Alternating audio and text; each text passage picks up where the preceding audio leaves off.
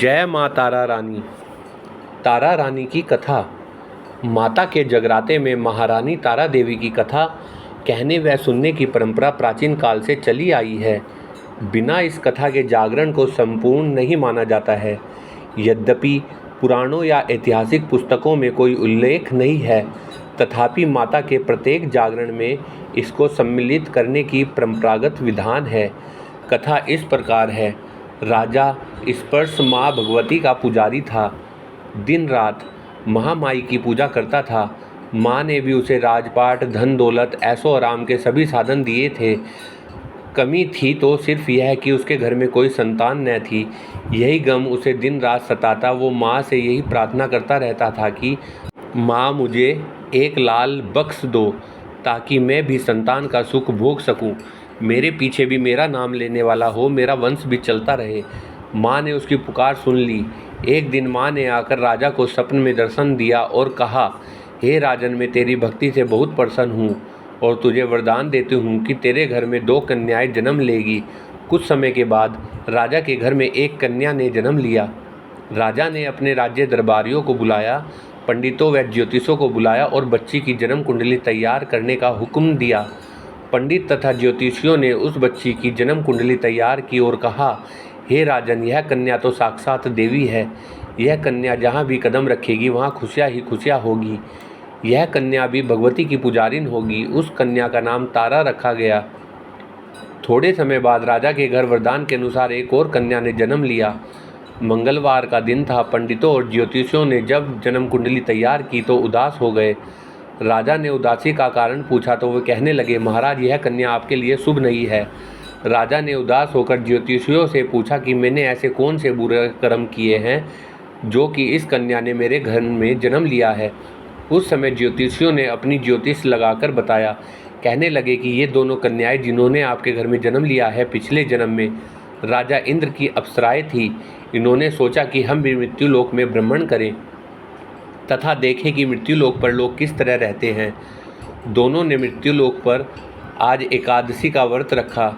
बड़ी बहन का नाम तारा था, छोटी बहन का नाम रुकमन। बड़ी बहन तारा ने अपनी छोटी बहन से कहा कि रुकमन, आज एकादशी का व्रत है, हम लोगों ने आज भोजन नहीं खाना, तू बाजार जाकर फल ले आ। रुकमन बाजार फल लेने के लिए गई। वहाँ उसने मछली के पकोड़े बनते देखे। उसने अपने पैसों के तो पकोड़े खा लिए तथा तारा के लिए फल लेकर वापस आ गई। फल उसने तारा को दे दिए। तारा ने पूछा कि तू अपने लिए फल क्यों नहीं लाई? तो रुकमन ने बताया कि उसने मछली के पकोड़े खा लिए हैं।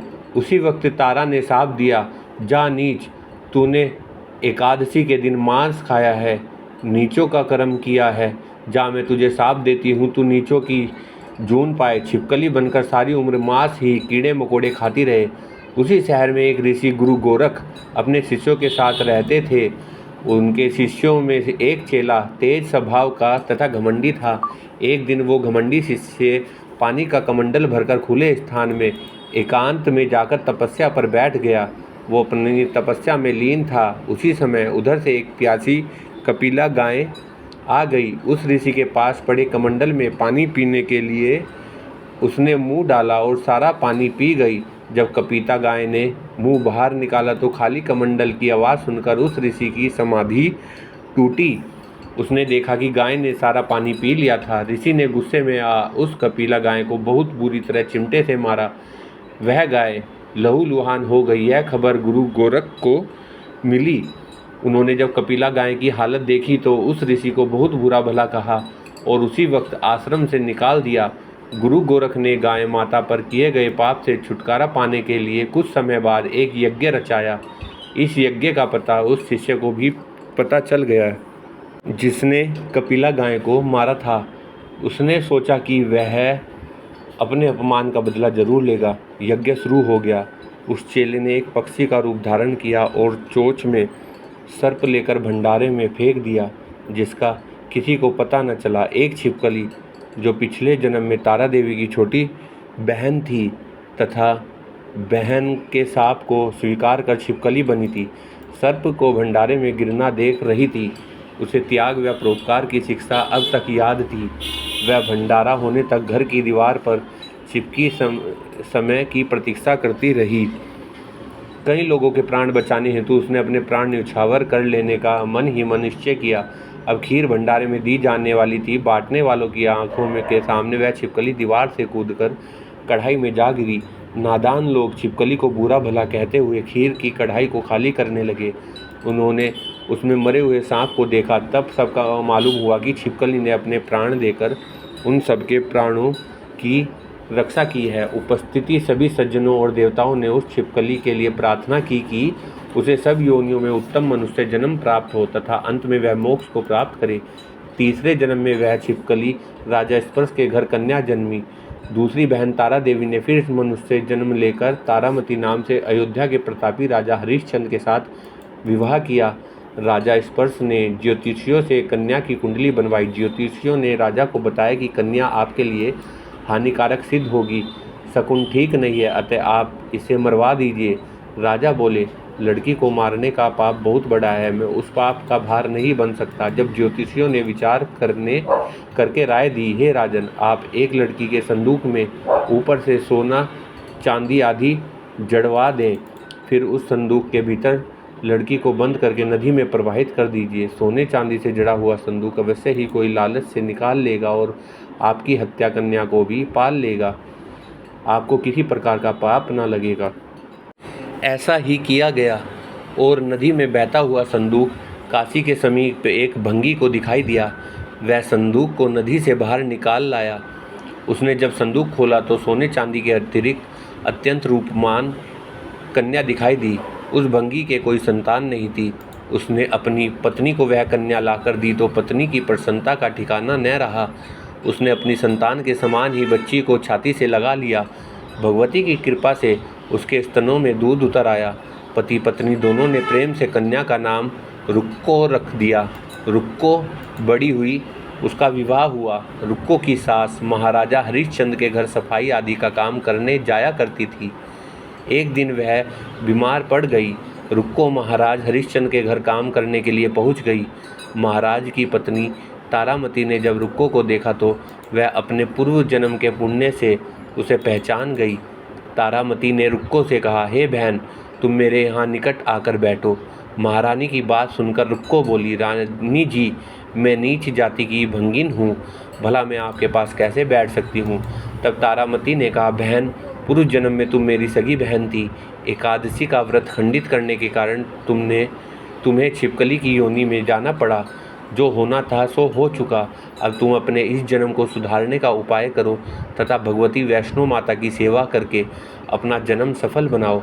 यह सुनकर रुक्को को बड़ी प्रसन्नता हुई और उसने उपाय पूछा। रानी ने बताया कि वैष्णो माता सब मनोरथों को पूरा करने वाली है। जो लोग श्रद्धापूर्वक माता का पूजन व जागरण करते हैं उनकी सब मनोकामना पूर्ण होती है। रुक्को ने प्रसन्न होकर माता की मनोती करते हुए कहा, हे माता, यदि आपकी कृपा से मुझे एक पुत्र प्राप्त हो गया तो मैं भी आपका पूजन व जागरण करवाऊंगी। माता ने प्रार्थना को स्वीकार कर लिया। फलस्वरूप 10वें महीने उसके गर्भ से एक अत्यंत सुंदर बालक ने जन्म लिया, परंतु दुर्भाग्यवश रुक्को को माता का पूजन जागरण कराने का ध्यान न रहा। जब वह बालक 5 वर्ष का हुआ तो एक दिन उसे माता चेचक निकल आई। रुक्को दुखी हुई। उसने अपने पूर्व जन्म की बहन तारामती के पास आई और बच्चे की बीमारी का सब वृत्तांत कह सुनाया। तब तारामती ने कहा, तू जरा ध्यान करके देख कि तुझसे माता के पूजन में कोई भूल तो नहीं हुई। इस पर रुक्को को 6 वर्ष पहले की बात याद आ गई। उसने अपराध स्वीकार कर लिया। उसने फिर मन में निश्चय किया कि बच्चे को आराम आने पर जागरण अवश्य कराएगी। भगवती की कृपा से बच्चा दूसरे दिन ही ठीक हो गया। तब रुक्को ने देवी के मंदिर में ही जाकर पंडित से कहा कि मुझे अपने घर माता का जागरण करना है, अतः आप मंगलवार को मेरे घर पधार कर कृतार्थ करें। पंडित जी बोले, अरे रुक्को, तुम यही 5 रुपये दे जा, हम तेरे नाम से मंदिर में ही जागरण करवा देंगे। तू नीच जाति की स्त्री है, इसलिए हम तेरे घर में जाकर देवी का जागरण नहीं कर सकते। रुक्को ने कहा, हे पंडित जी, माता के दरबार में तो ऊंच नीच का कोई विचार नहीं होता। वे तो सब भक्तों पर सम्मान रूप से कृपा करती है, अतः आपको कोई ऐतराज नहीं होना चाहिए। इस पर पंडित ने आपस में विचार करके कहा कि यदि महारानी तुम्हारे जागरण में पधारे तब तो हम भी स्वीकार कर लेंगे। यह सुनकर रुक्को महारानी के पास गई और सब वृत्तांत कर सुनाया।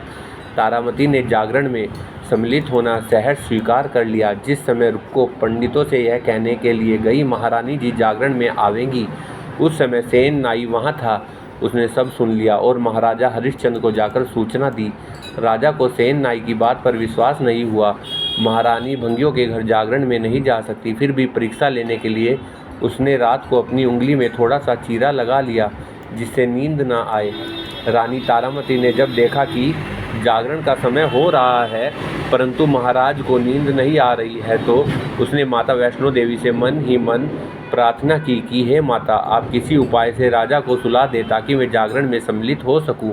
राजा को नींद आ गई। तारामती रोशनदान से रस्सा बांधकर महल से उतरी और रुक्को के घर जा पहुंची।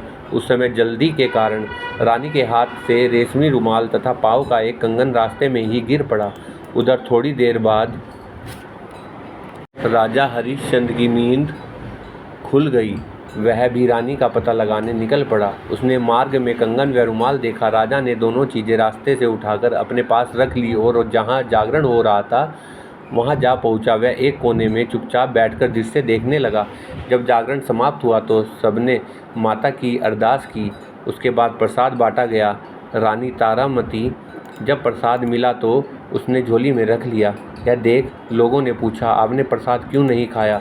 यदि आप ना खावेंगी तो कोई भी प्रसाद नहीं खाएगा। रानी बोली, तुमने प्रसाद दिया वह मैंने महाराज के लिए रख लिया, अब मुझे मेरा प्रसाद दे दे। अब की बार प्रसाद ले तारा ने खा लिया। इसके बाद सब भक्तों ने माँ का प्रसाद खाया। इस प्रकार जागरण समाप्त करके प्रसाद खाने के पश्चात रानी तारामती महल की तरफ चली। तब राजा ने आगे बढ़कर रास्ता रोक लिया और कहा, तूने नीचों के घर का प्रसाद खा अपना धर्म भ्रष्ट कर लिया। अब मैं तुझे अपने घर कैसे रखूं? तूने तो कुल की मर्यादा व प्रतिष्ठा का भी ध्यान नहीं रखा। जो प्रसाद तू अपनी झोली में मेरे लिए लाई है उसे खिला, मुझे भी तू अपवित्र करना चाहती है। ऐसा कहते हुए जब राजा ने झोली की ओर देखा तो भगवती की कृपा से प्रसाद के स्थान पर उसमें चंपा, गुलाब, गेंदे के फूल, कच्चे चावल और सुपारियाँ दिखाई दी। यह चमत्कार देख राजा आश्चर्यचकित रह गया। राजा हरिश्चंद्र रानी तारा को साथ ले महल लौट आए। वहीं रानी ने ज्वाला मैया की शक्ति से बिना माचिस या चकमक पत्थर की सहायता के राजा को अग्नि प्रज्वलित करके दिखाई, जिसे देखकर राजा का आश्चर्य और बढ़ गया। रानी बोली, प्रत्यक्ष दर्शन पाने के लिए बहुत बड़ा त्याग देना होना चाहिए। यदि आप अपने पुत्र रोहिताश्व की बलि दे सकें तो आपको दुर्गा देवी के प्रत्यक्ष दर्शन हो जाएंगे। राजा के मन में तो देवी के दर्शन की लगन हो गई। राजा ने पुत्र मोह त्याग कर रोहिताश्व का सिर देवी को अर्पण कर दिया।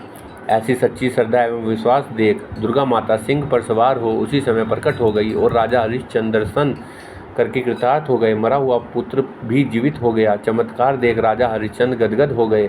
उन्होंने विधिपूर्वक माता का पूजन करके अपराधों की क्षमा मांगी। इसके बाद सुखी रहने का आशीर्वाद दे माता अंतर्ध्यान हो गई। राजा ने तारा रानी की भक्ति की प्रशंसा करते हुए कहा कि तारा, तुम्हारे आचरण से अति प्रसन्न हूँ। मेरे धन्य भाग जो तुम मुझे पत्नी रूप में प्राप्त हुई।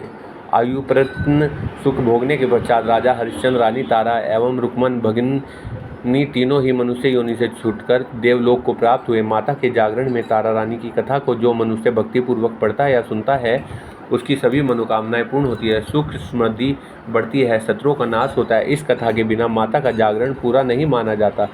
बोलो सांचे दरबार की जय।